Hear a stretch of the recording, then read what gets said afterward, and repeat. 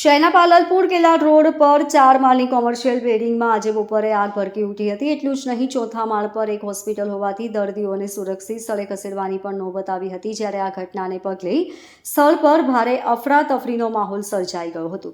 ઘટના અંગે જાણ કરવામાં આવતા અલગ અલગ ફાયર સ્ટેશનથી ફાયર કર્મીઓનો કાફલો ઘટના સ્થળે પહોંચી ગયો હતો અને આગ પર કાબૂ મેળવવા કવાયત હાથ ધરી હતી. બીજી તરફ ઘટનાને પગલે આસપાસના વિસ્તારમાં પણ ભારે ચકચાર મચી જવા પામી હતી. મોટી સંખ્યામાં લોકો દુર્ઘટના સ્થળે દોડી ગયા હતા. ફાયર વિભાગના સૂત્રો પાસેથી મળતી માહિતી મુજબ પાલનપુર કેનાલ રોડ પર નક્ષત્ર સોલિટર નામની 4 માળની બિલ્ડિંગમાં આજે બપોરે પેસેજના ભાગે આગ લાગી હતી. આગની ઘટનાને પગલે સ્થળ પર અફરાતફરી અને ભાગદોડ મચી જવા પામી હતી. ઘટના અંગે જાણ કરવામાં આવતા મુરા ભાગળ, પાલનપુર, અડાજણ, કતારગામ અને ડભોલી ફાયર સ્ટેશનથી ફાયર બ્રિગેડના જવાનોનો કાફલો ઘટના સ્થળે પહોંચી ગયો હતો અને આગ પર કાબૂ મેળવવા કવાયત હાથ ધરી હતી.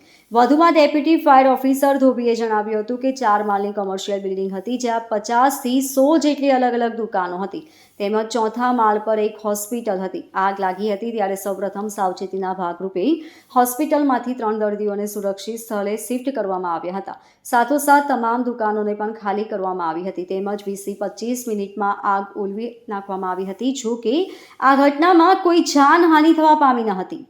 Bureau report, LK star news, Surat.